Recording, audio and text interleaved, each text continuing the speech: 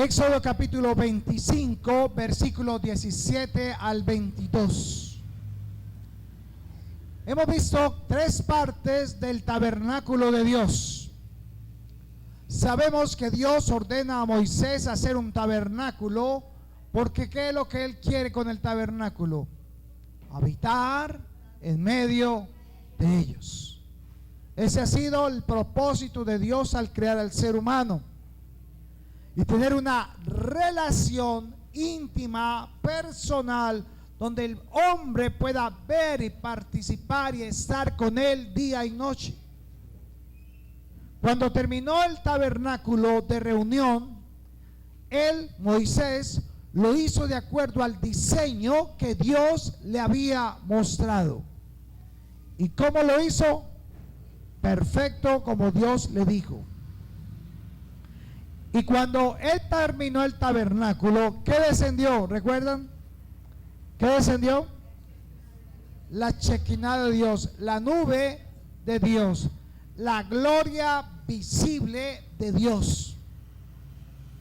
Yo no sé cuántos de ustedes han tenido una visión o una experiencia personal donde ha visto usted la gloria de Dios manifestarse en su vida. ¿Sabe eso? Tenemos que vivirlo cada uno de nosotros en un momento de la vida. Porque es lo que nos mantiene vivos, lo que nos hace ver realmente que necesitamos ver que Dios es real.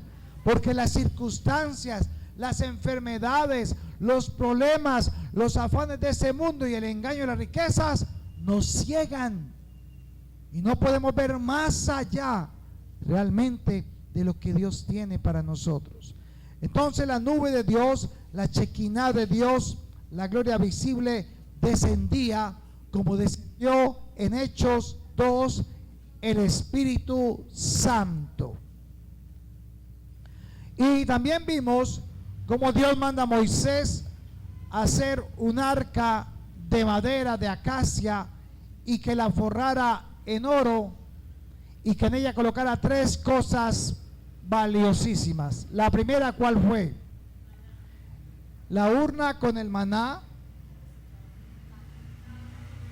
las tablas de la ley y la vara de Aarón que reverdeció. ¿Qué representaba el maná? Porque el maná había que cambiarlo, había que cogerlo todos los días porque se dañaba. Pero el maná que metían dentro del arca no se dañaba. Por lo tanto, en el arca, en el maná, allí había que vida eterna.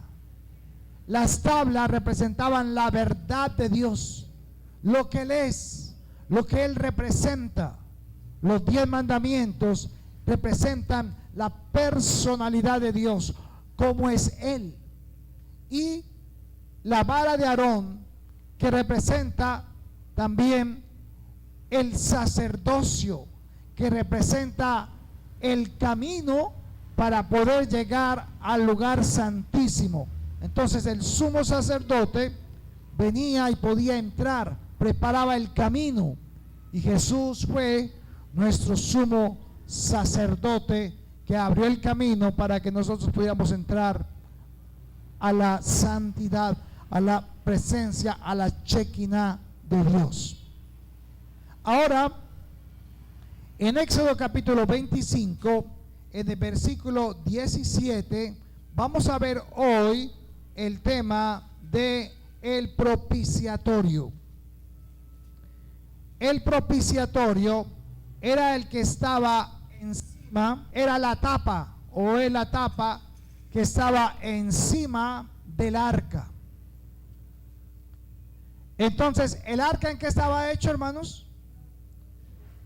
El arca en la madera de acacia forrada ¿en qué? En oro. Pero la tapa, el propiciatorio, así se llama la tapa, el propiciatorio, estaba hecha de oro puro macizo. Tenía la misma medida que tenía el arca, pero era la tapa que estaba encima. Y esta tapa, hermanos, tenía su razón de ser por la cual no se podía hacer de madera. Entonces partamos de dos cosas. Todo el tabernáculo, ¿a quién representaba? Era la sombra y figura de quién? De Jesús. Pero en el arca, dentro del arca del pacto, representa la persona de Jesús, la personalidad, las características de él, su personalidad, sus atributos.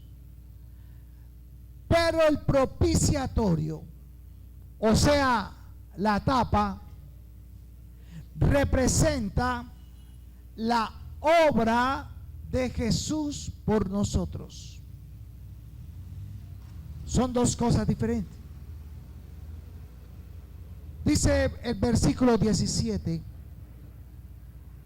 y harás un propiciatorio de oro fino, cuya longitud será de 2 codos y medio y una anchura de codo y medio, o sea, 67 por 67 por 67 de ancho por 111 de largo.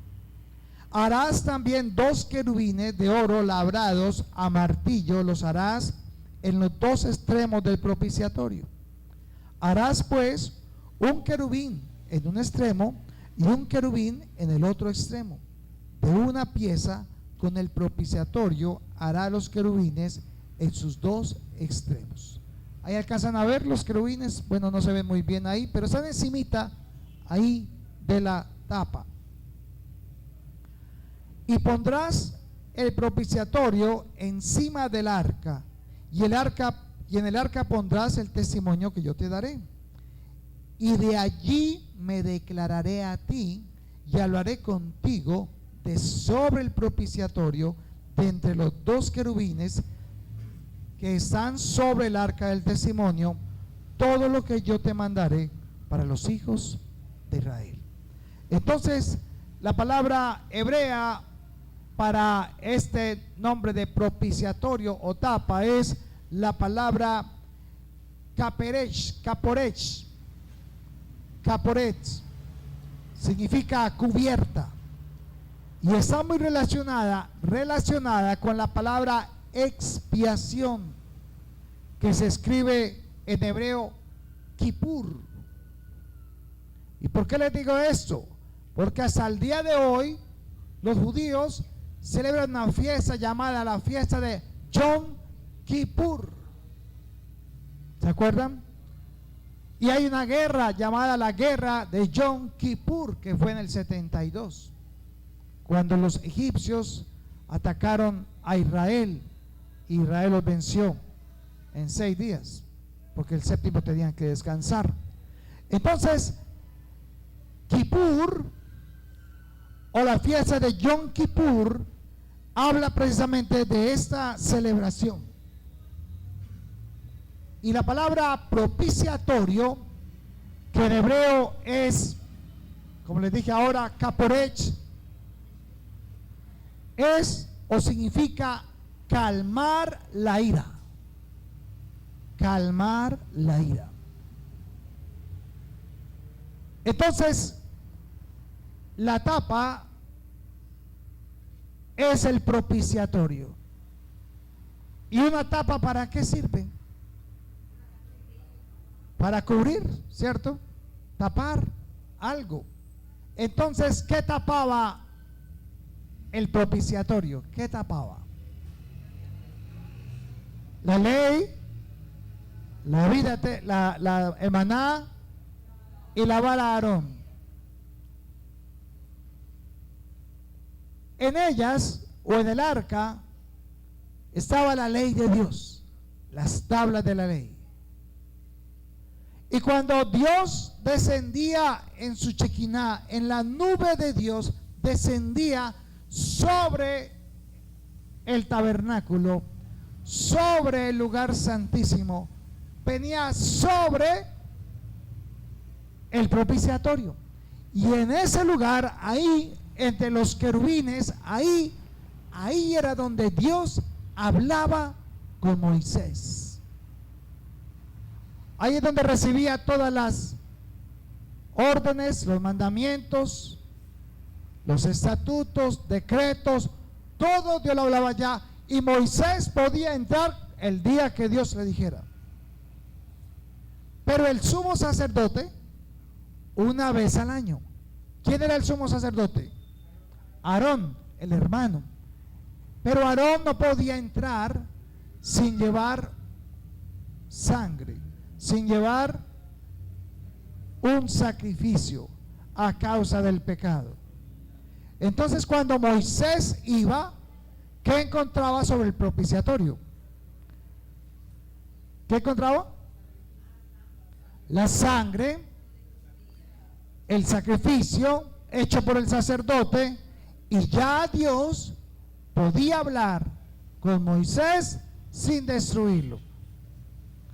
Yo quiero que usted ponga mucha atención, porque esto es de lo más profundo que hay en la palabra. Es el momento más glorioso que los hijos de Dios querían tener con Dios, precisamente en ese lugar. Esa tapa o caporé tenía dos querubines, y los querubines se miraban uno al otro, tapándose con las alas, pero viendo hacia el propiciatorio, viendo hacia la tapa. ¿Y qué había en la tapa? La sangre, el sacrificio. También se le conoce como el asiento de la misericordia. ¿Qué es misericordia? A ver, ¿usted ha sido misericordioso con alguien? Cuando usted da algo en la calle a alguien que no tiene y le da algo, ¿es un acto de qué? De misericordia. Muestra un amor por esa persona y le cubre, le da lo que necesita. Entonces, era ese lugar, la tapa, donde se tenía que esparcir la sangre por el sacerdote. Vaya a Levítico 16 y miramos cómo el sacerdote tenía que presentarse. Levítico capítulo 16, versículos 2 y 3. Leamos 2 y 3. Y Jehová dijo a Moisés: di a Aarón, tu hermano, que no en todo tiempo entre en el santuario detrás del velo, delante del propiciatorio que está sobre el arca, para que no muera, porque yo apareceré en la nube sobre el propiciatorio. Dice el versículo 11 al 15: y hará traer a Aarón el becerro que era para expiación suya, y hará la reconciliación por sí y por su casa. Degollará en expiación el becerro que es suyo. Después tomará un incensario lleno de brasas de fuego del altar de delante de Jehová, y sus puños llenos del perfume aromático molido, y lo llevarán detrás del velo. Y pondrá el perfume sobre el fuego delante de Jehová, y la nube del perfume cubrirá el propiciatorio que está sobre el testimonio, para que no muera. Y tomará luego de la sangre del becerro y la rociará con su dedo hacia el propiciatorio al lado oriental. Hacia el propiciatorio esparcirá con su dedo 7 veces de aquella sangre. Después degollará el macho cabrío en expiación por el pecado del pueblo, y llevará la sangre detrás del velo adentro, y harás de la sangre como hizo con la sangre del becerro, y la esparcirá sobre el propiciatorio y delante del propiciatorio. Entonces aquí vemos que Dios le manda a hacer algo a Aarón. ¿Cuántos sacrificios vieron ahí? 2. Uno era el becerro. El becerro se degollaba, se tomaba la sangre del animal en una vasija y se iba y se presentaba a Aarón allá en el lugar santísimo, y colocaba la sangre del becerro por él, por sus pecados y su familia. Luego tenía que colocar allí el incienso, y el aroma que producía el incienso venía al propiciatorio. Luego volvía y tenía que matar un macho cabrío, pero realmente eran 2 machos cabríos.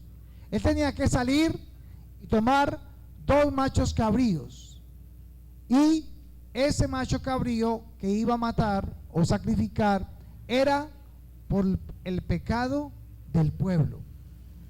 O sea, él ya está santo, ya está limpio, ya está justificado, pero ahora tiene que llevar este macho cabrío, y eran 2. Entonces en el atrio en los atrios se colocaban los 2 machos cabríos, y él colocaba la mano sobre ellos, los presentaban a Dios, y cogían uno de ellos y lo mandaban al desierto. Mandaban a un sacerdote que se llevara ese macho cabrío y se lo llevara para el desierto a Azalel, se llamaba desierto Azalel, a vagar en el desierto. Pero el otro era sacrificado, y ya se tomaba la sangre de él y se presentaba en el propiciatorio. Eso era lo que tenía que hacer Aarón. Pero nadie podía entrar ni mirar lo que había dentro del arca si la sangre no estaba sobre el propiciatorio. Todo esto tiene muchos detalles, pero vamos a ver los más importantes. El propiciatorio era el objeto más importante que había allí en todo el tabernáculo, junto con el arca, porque representaban a Cristo, representaban la gloria de Dios. En esa arca había poder, tanto que una vez un soldado tocó el arca, ¿y qué le pasó? Se murió, quedó tostado de una vez, por la santidad de Dios. Pero como le decía, el arca representa la personalidad, la persona de Jesucristo, pero la tapa, el caporet o la caporet, el propiciatorio, representa la obra de Jesús. ¿Y cómo es que esto representa la obra de Jesús en la cruz? Hay que tener una diferencia en una terminología que tenemos que usamos mucho en la Biblia. Una de ellas es, alguien que me diga qué es la expiación.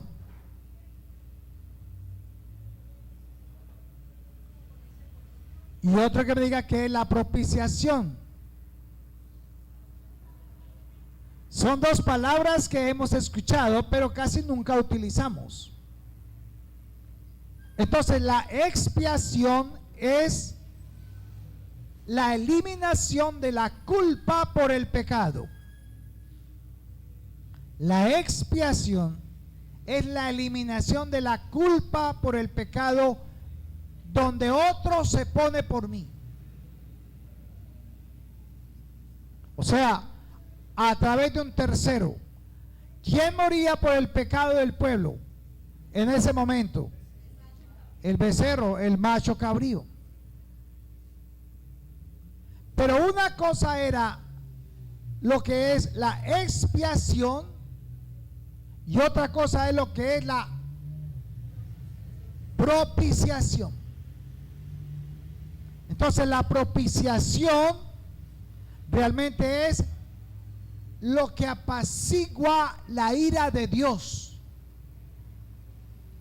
mientras que la expiación es lo que hace que la culpa del pecado alguien pague por él. Entonces, ¿qué fue lo que hizo Jesús por nosotros? ¿Cuál fue la expiación por nuestros pecados? Jesús.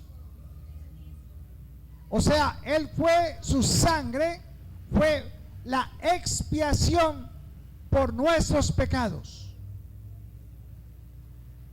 Pero era necesario que viniera la propiciación. O sea, una cosa es que usted y yo pequemos y traigamos a alguien para que nos reemplace a nosotros y el castigo del pecado no haya venido sobre nosotros, sino sobre ¿quién? Sobre Jesús. Y otra es la ira de Dios a causa del pecado del hombre. Entonces Jesús hizo dos cosas. Él da su vida por nuestros pecados, se pone Él por nosotros y nos coloca, y si el pecado viene sobre Él, entonces ¿cómo estamos nosotros delante de Dios? Sin pecado, limpios, justos. Pero a pesar de ello, Dios, la ira de Dios, el castigo de Dios se tiene que cumplir. Él estaba esperando, la ira de Dios estaba esperando desde Adán y Eva, desde el pecado, traer juicio. Y ese día que muere Jesús es el día donde Dios decidió hacer juicio, como cuando en el tiempo de Noé, sobre toda la tierra, sobre todos sus moradores. Pero es cuando Jesús también, por su sangre, en el propiciatorio, ahora Él se presenta como la propiciación por la ira de Dios a nuestras vidas. O sea que cuando Dios va a lanzar su ira contra nosotros, es que apaciguado, tranquilo, por Jesús. Usted y yo vivimos a diario pecados y estamos expuestos a la justicia de Dios, porque usted sabe que ha hecho cosas que podrían traer un rayo y destruirlo a causa del pecado. Pero sabe, cuando Dios va a hacer eso, ¿a quién ve? A Jesús. Entonces es la propiciación por nosotros, y entonces la justicia de Dios, la ira de Dios se apacigua. Y por eso no hace juicio contra nosotros. Romanos 3. Entonces vamos a leer Romanos 3, versículo 25. Gracias. Dice: a quien Dios, bueno, va a leer del 23. Romanos 3, 23. Por cuanto todos pecaron, están destituidos de la gloria de Dios, siendo justificados gratuitamente por su gracia mediante la redención que es en Cristo Jesús, a quien Dios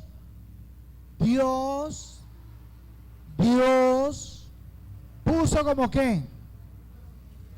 Puso como propiciación por medio de la fe en su sangre, para manifestar su justicia a causa de haber pasado por alto en su paciencia los pecados pasados, con la mira de manifestar en ese tiempo su justicia, a fin de que Él sea el justo y el que justifica al que es de la fe de Jesús. ¿Cuántos de aquí son de la fe de Jesús? Entonces, ¿estamos ahora qué? Justificados. ¿Está usted justificado por usted o por lo que Jesús hizo por usted?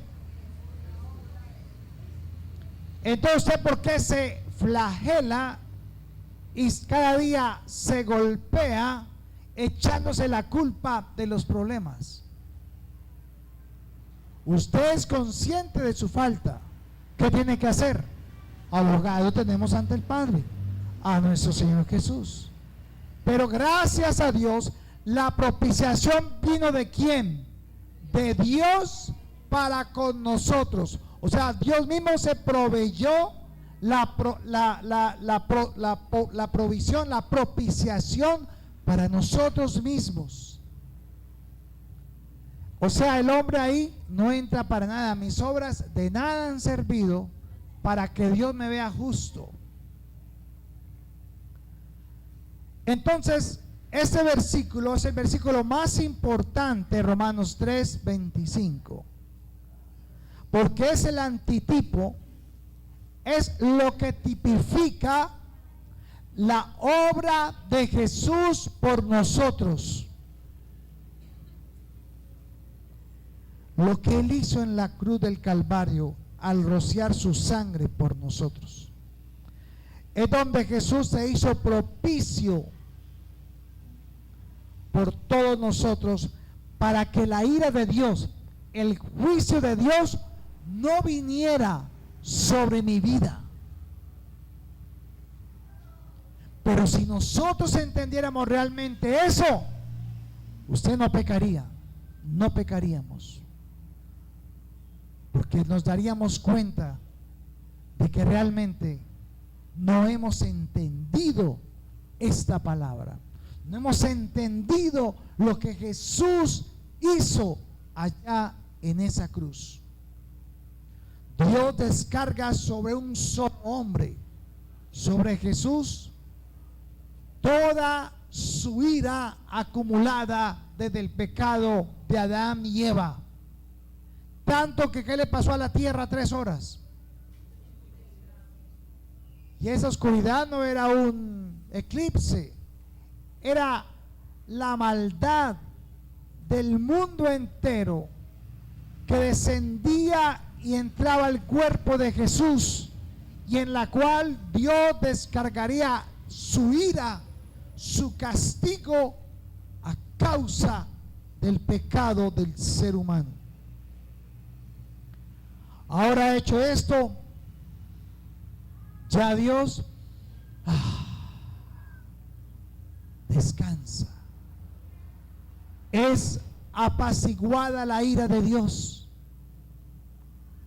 y ese apaciguamiento es gracias también a esa obra de Jesús. Ahora ya Dios nos ve como limpios, justos. Y si usted todavía le quedan dudas, vaya a Isaías 53, versículo 5.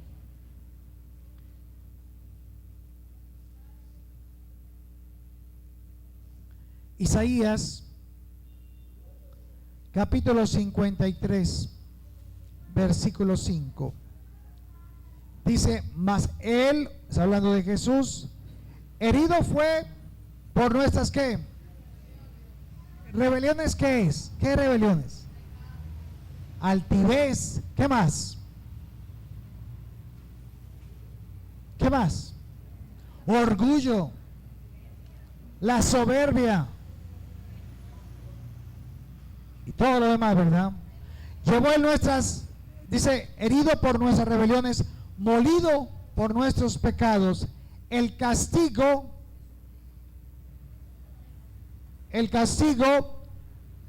¿de qué? De nuestra paz fue sobre él. O sea, la ira de Dios a causa de la falta de paz del ser humano con él vino sobre Jesús, y por su llaga fuimos nosotros curados. ¿Esta curación de qué es entonces? ¿Qué piensan? Esto es para sanidades del cuerpo. Es para todo. Enfermedades, dolores, azotes, angustias, rebeliones, todo ello. Por eso fuimos curados. Y vaya a primera de Juan 2, versículo 1 y 2. Primera carta de Juan, capítulo 2, versículo 1 y 2.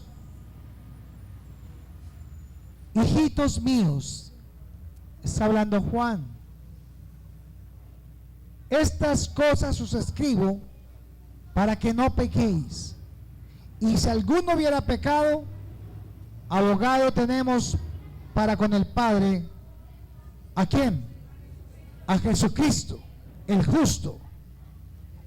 Y Él, mire el versículo 2. Y Él es que la propiciación por nuestros pecados.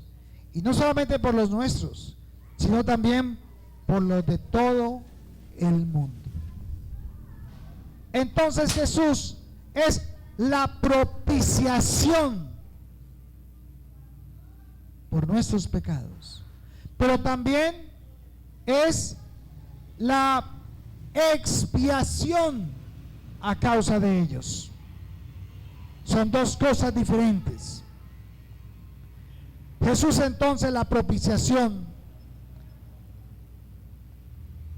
En ese momento, cuando viene la propiciación, cuando Cristo se pone por mí ante el Padre, allí representando la tapa, cuando descendía la Shekinah de Dios, cuando descendía la nube de Dios y se hacía sobre el propiciatorio, sobre los querubines, sobre el asiento de la misericordia, y venía Moisés, entonces la tapa evitaba que la Shekinah, que la justicia, que la gloria de Dios, ¿qué exige? ¿Qué exige? Juicio. ¿Por qué? ¿Dios quiere juicios? A causa de su santidad. Entonces, ¿qué hay dentro del arca? Las tablas de la ley. Entonces, si la justicia de Dios y la Shekinah de Dios, la santidad de Dios desciende y no está la tapa, Dios tiene que ejecutar la ley de Él. Y la ley dice que la paga del pecado es ¿qué? Muerte. Entonces Jesús la tapa, ¿qué hace? La cubre para que Dios no haga juicio sobre el hombre. ¿Se dan cuenta? Por eso la tapa tenía que ser de oro puro, no de madera. Porque el oro representa ¿qué? Pureza. Y el único que podía pagar con esa pureza por nuestros pecados, ¿quién era? Jesús. Cristo Jesús. Entonces Él se atraviesa para que Dios no ponga en acción las tablas de la ley. La ley. Porque si no, morirían todos en ese momento, hasta Moisés. Interesante, ¿verdad? Entonces Él se mete allí. Pero los ángeles, que son dos querubines, ¿qué están haciendo? Están levantando sus alas, pero miran hacia dónde. Hacia abajo, hacia donde está la tapa del propiciatorio, hacia donde está, ¿qué? La sangre. La sangre.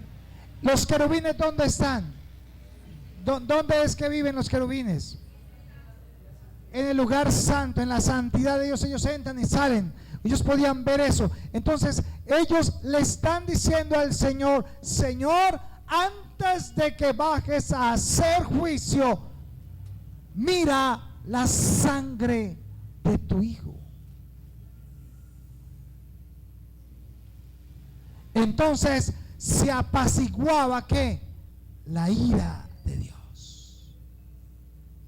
Y ya Dios no miraba hacia adentro del arca, no ponía en acción el juicio que traía, sino que se deleitaba y dice: este es mi Hijo en el cual tengo complacencia.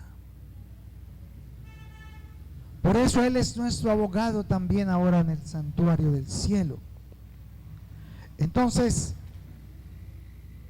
es Cristo el que hace el pacto de sangre en la cruz por nosotros.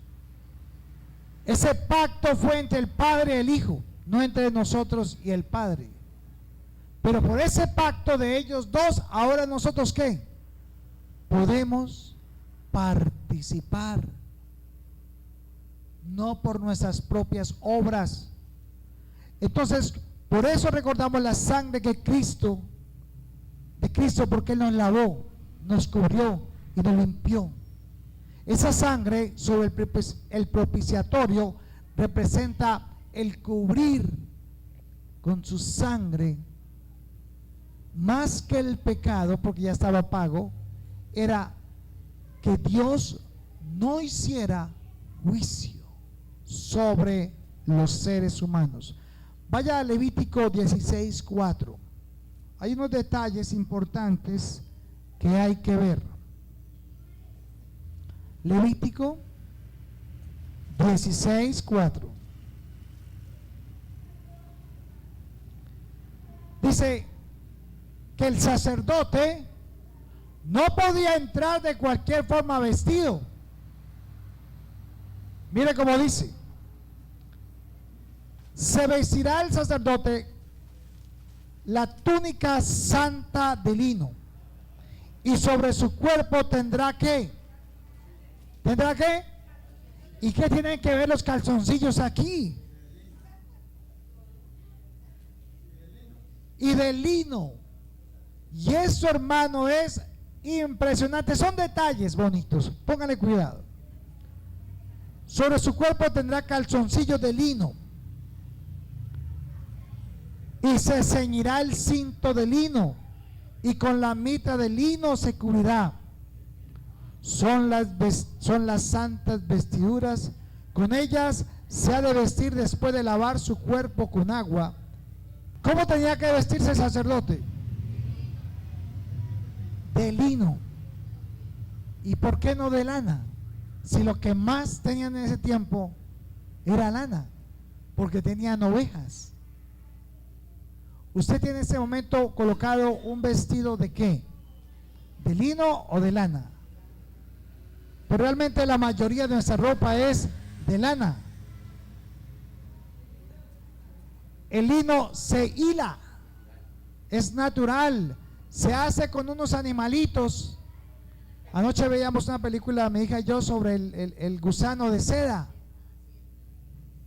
y cómo eso valía más que el oro allá en los mongoles, en la China, porque por eso llama la ruta de la seda, ¿no? La ruta de la seda, una cosa de muchos años. Y ese lino fino era como tenía que vestirse el sacerdote, pero también los calzoncillos. Y eso tiene una razón especial. La ropa hecha con lana de ese tiempo hacía que los calzoncillos sudaran, que la ropa se sudara con el sudor del cuerpo. Por lo tanto, los calzoncillos quedaban impresos de ese sudor del sacerdote. ¿Y por qué les digo eso que es tan interesante? Porque ese sumo sacerdote en el Nuevo Testamento, ¿quién iba a ser? Jesús. ¿Sí o no? Cuando Caifás rompió las vestiduras como sumo sacerdote, que era prohibido romperlas, porque dejaría de ser sumo sacerdote. El momento en que la rompió, ese puesto ahora quedó ¿para quién? Para Cristo Jesús. Ahora Él se convertía en el sumo sacerdote. Pero el sumo sacerdote tenía que ir vestido como ante el altar, de lino puro, porque tenía que mostrar su pureza.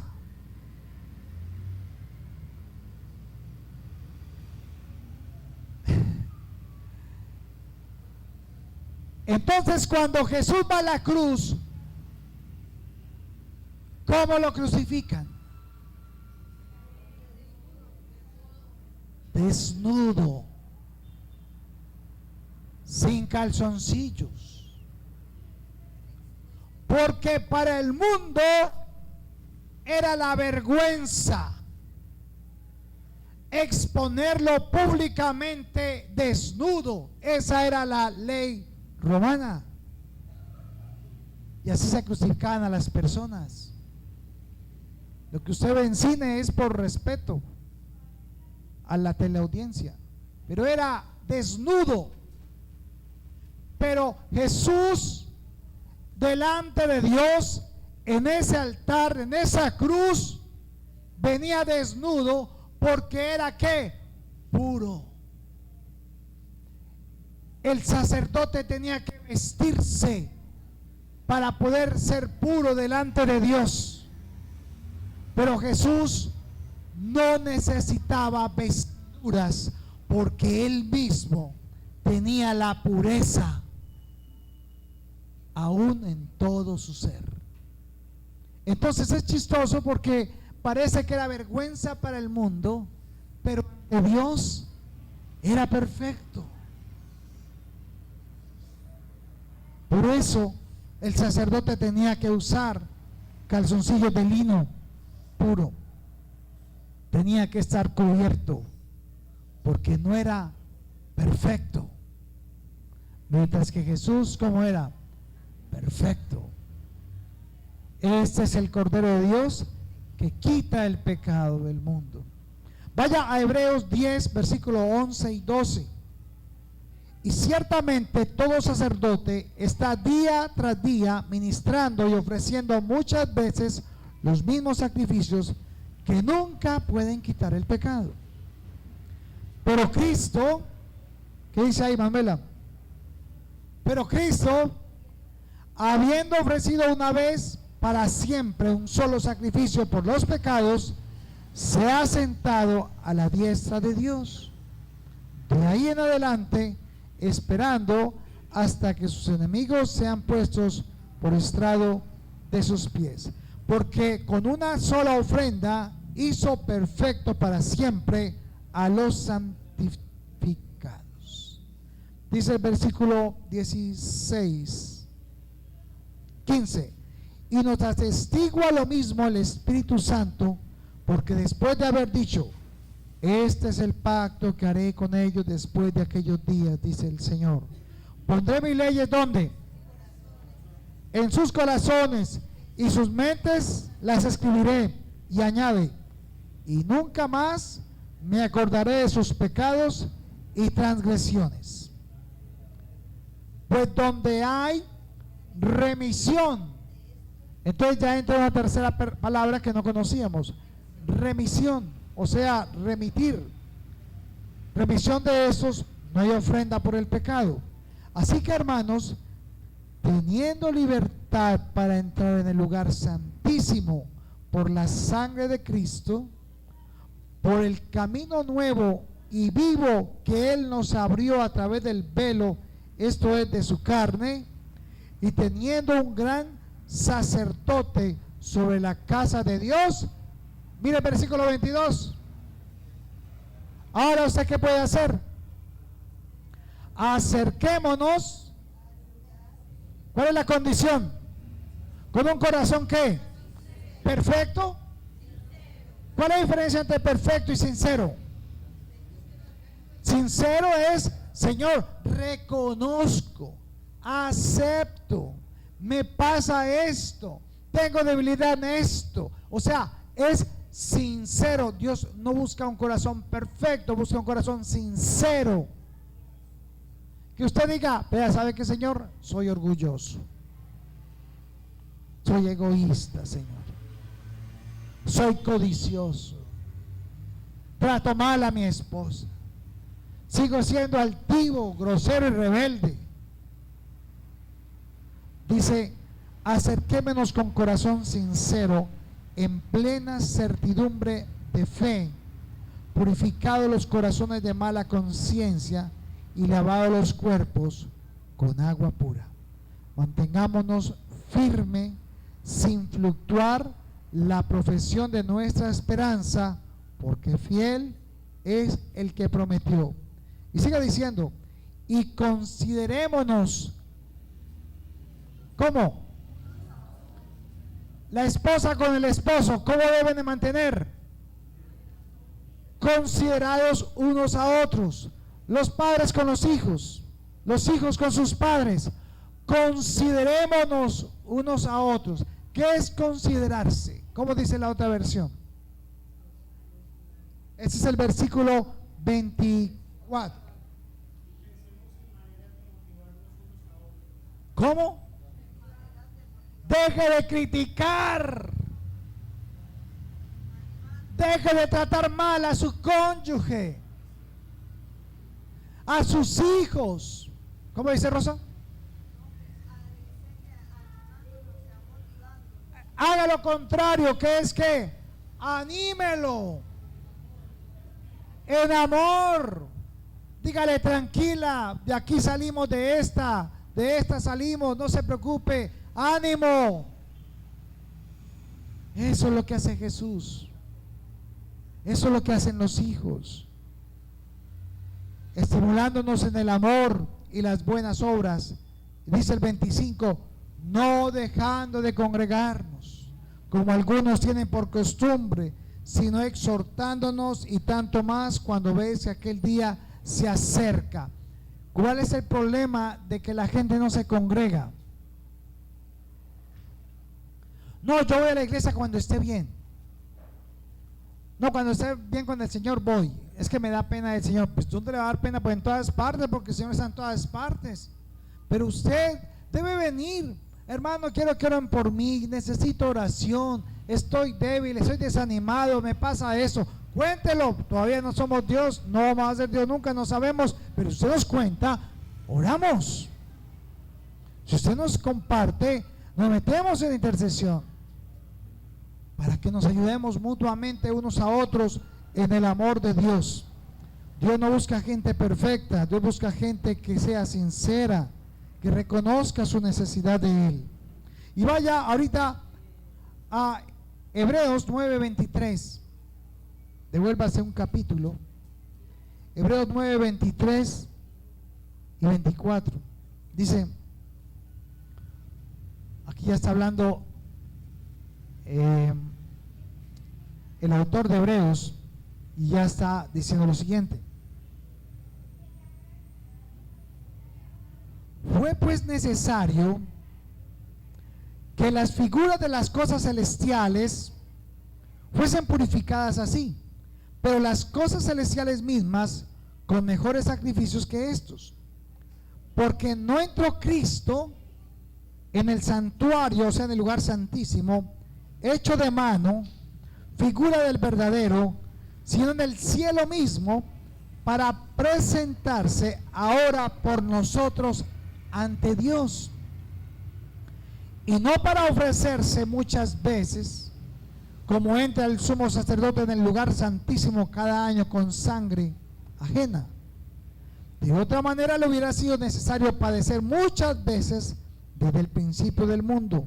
Pero ahora, en la consumación de los siglos, se presentó ¿cuántas veces? Una vez y para siempre, por el sacrificio de sí mismo, para quitar de en medio el pecado. Y de la manera que está establecido para los hombres que mueran una sola vez y después el juicio, así también Cristo fue ofrecido una sola vez para llevar los pecados de muchos, y aparecerá por segunda vez. ¿Cómo aparecerá por segunda vez? ¿Sin qué? ¿Sin relación con qué? El mismo Jesús que se fue va a venir, pero va a venir a otra cosa. No ya va a venir a perdonar. Ya no tendrá nada que ver con el pecado, sino a salvar a los que creyeron en Él. ¿Cuántos han creído en el Señor? ¿Cuántos creen que fueron salvos del pecado? ¿Cuántos están limpios por la sangre de Cristo? ¿Cuántos son presentados por el abogado nuestro, Jesús, ante el Padre? ¿Cuántos se creen justificados y limpios para presentarse confiadamente en el trono de la gracia?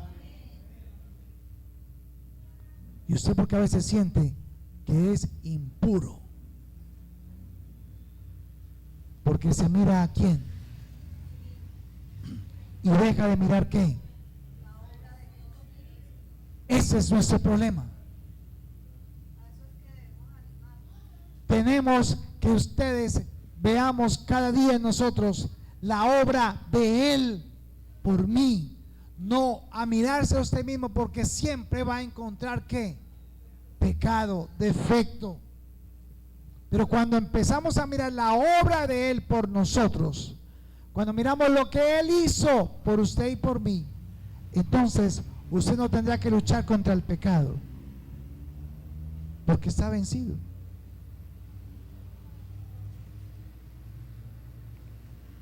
Así que, hermanos, cuando descendía Dios sobre el propiciatorio, era lo que más anhelaba Moisés. ¿Por qué? Porque él sabía, el Señor me va a hablar, el Señor me va a hablar. Era lo que más anhelaba Moisés, tanto que cuando salía de allí, ¿qué tenía que colocarse en la cabeza? En la cara, ¿cierto? Un velo, porque ¿qué le pasaba con el rostro? Resplandecía a causa de la gloria de Dios. Dice que la gente allí no lo podía ver a la cara porque no aguantaban el resplandor de su gloria. Así que mientras la sangre estaba sobre el tabernáculo, sobre el propiciatorio, ¿qué pasaba con las tablas de la ley? ¿Qué pasaba con la ley?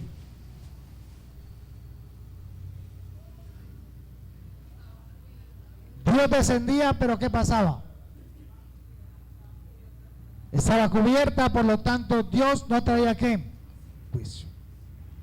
Hermano, ¿cuándo Dios lo va a juzgar a usted?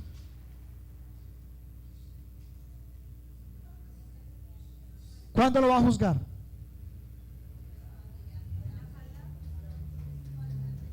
Hermanos, Dios nunca va a juzgar a su iglesia.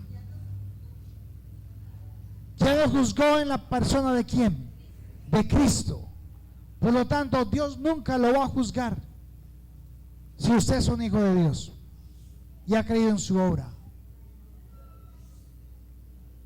Porque si no, no fue suficiente la sangre de Cristo para borrar. Dice que y nunca más me acordaré de sus pecados. ¿Por qué usted no es feliz? ¿Por qué le falta felicidad mejor? ¿Por qué no puede gozarse de su vida? ¿Qué le falta? ¿Más dinero? ¿Un marido? ¿Una marida? No somos felices porque no entendemos la obra de Jesús. Ahora usted no disfruta de la salvación porque usted tal vez no cree. Pero le voy a contar esa historia rápidamente para terminar. Jesús fue a la cruz, o lo llevaron a la cruz como el cordero al matadero. Lo crucificaron y derramó cuánta sangre en la cruz, toda su sangre. Pero vaya, lea Mateo capítulo 27 versículo 51 para que vea lo que sucedió. Mateo 27, 51, en la crucifixión. Cuando Jesús murió y entregó su espíritu, dice, y he aquí el velo del templo se rasgó en dos, de arriba a abajo, y la tierra ¿qué? Tembló, y las rocas se partieron, Jesús fue crucificado en un monte llamado ¿cómo? El monte de la calavera.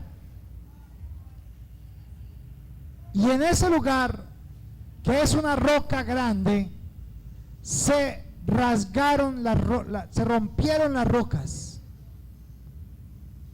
Y donde estaba la madera, la cruz, la sangre bajó por allí. Toda su sangre cayó a la tierra, la que le quedaba. Y esa sangre se fue por entre las rocas. Y no sé si alguno tenga el libro de 2 de Macabeos 2:5. ¿Alguno tiene ahí? Macabeos, de los libros apócrifos. 2 de Macabeos 2:5. Recuerden que los libros apócrifos son no inspirados por el Espíritu Santo, pero son históricos y cuentan las guerras, las historias del pueblo de Israel. Y en ese 2:5 habla Jeremías y dice que él escondió el arca del pacto y la escondió en una gruta, en una cueva que nadie pudo encontrar, porque cuando fueron a mirar, Jeremías les preguntó ¿dónde la metieron? Porque iban a atacar ya la ciudad, iban a destruir el templo. Entonces él escondió el arca en una gruta y le dijeron ¿dónde la colocaron? ¿Qué señal pusieron? ¿Se nos olvidó? Y entonces Jeremías expresó: pues esta estará cerrada y cubierta hasta el tiempo que Dios lo quiera. Y esta arca quedó debajo de una cueva,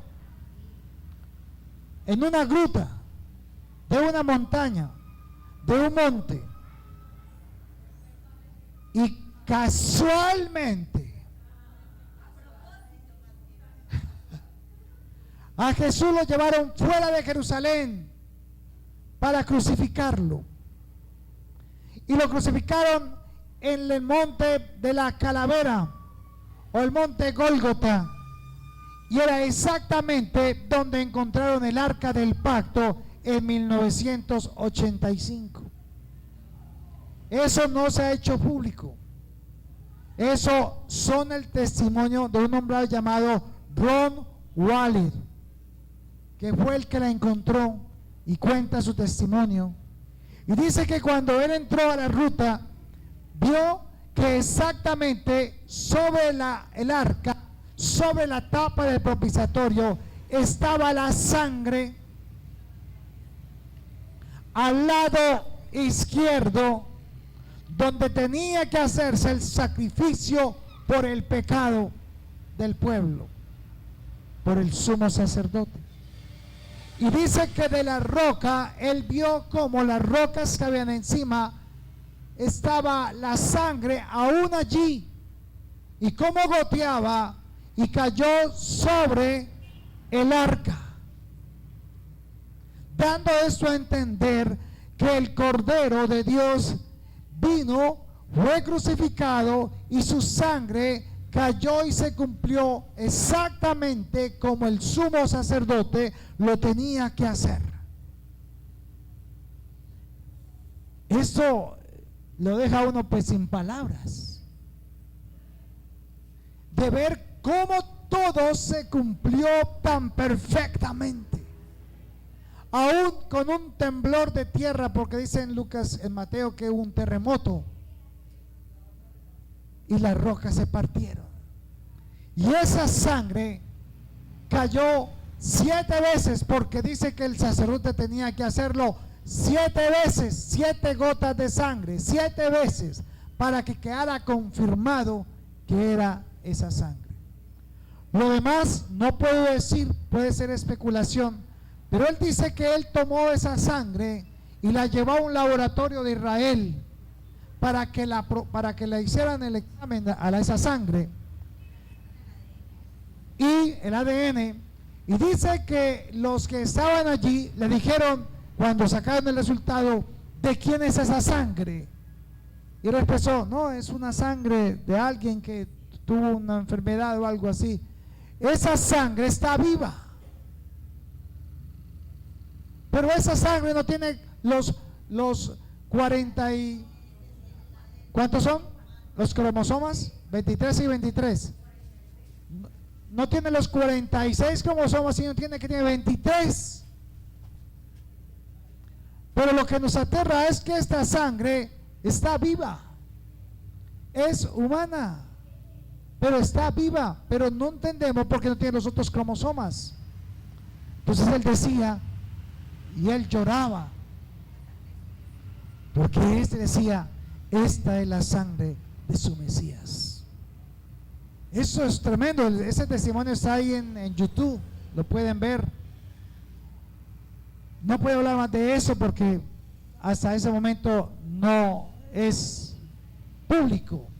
Solamente él testificó eso, dio las razones y él ya falleció.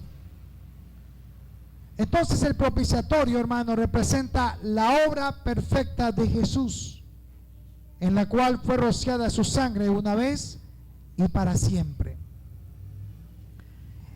Y todo esto con el único fin de decirles que no puede ser casualidad tantos detalles, como por ejemplo los que vamos a ver la próxima semana con respecto al tabernáculo, porque donde se mataban los animales, se hacían los sacrificios, pues hombre, si usted coloca una carne por ahí y sangre, ¿qué pasa ahí a los minutos? Ni una sola mosca entraba al tabernáculo. No había mal olor a causa de la sangre. Esos detalles son bonitos que vamos a ver la próxima semana. Pero lo más hermoso de todo, yo pienso, es la obra que Jesús hizo por ti y hizo por mí.